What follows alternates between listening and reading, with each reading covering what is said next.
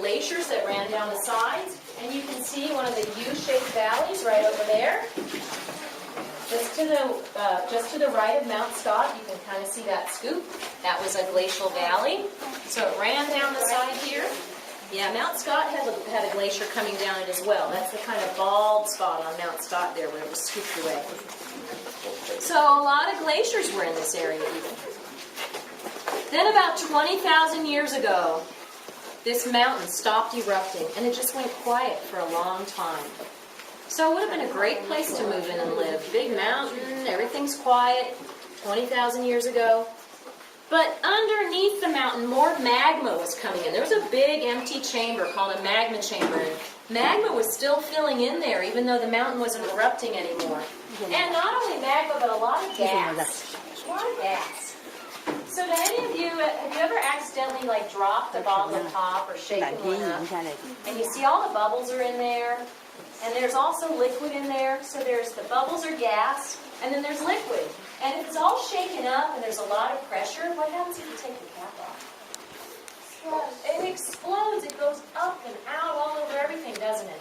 Well, we had a magma chamber underneath this mountain that was full of liquid rock or magma and a lot of gas.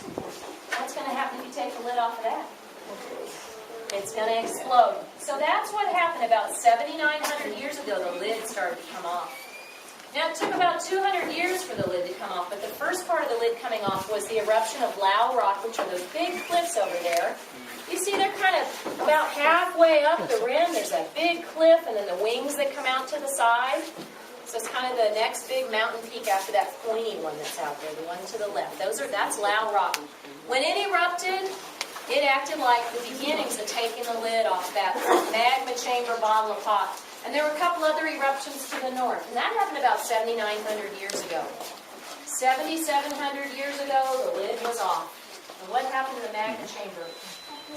It blew up. And I'm telling you, it went up 30 miles. That's past the atmosphere. That's into the stratosphere, beyond the air, up where the astronauts go. Outer space? Not quite to outer space, kind of in between, an in-between layer. So outer space, not yet, not take that away yet. So it blew up, the magma chamber blew up. They estimate that it went that high because debris from it was then carried over a 6-state area and 3 Canadian provinces. There is a layer called the Mazama layer because we named this mountain Mazama later on. There's a layer called the Mazama layer that you can dig down through. If it had confined itself just to Oregon, we'd have 3 inches deep all across the whole state of Oregon.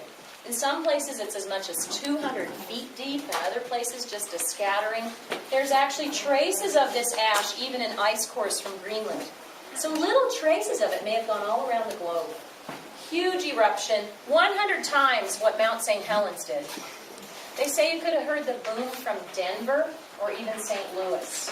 That's a long way, right?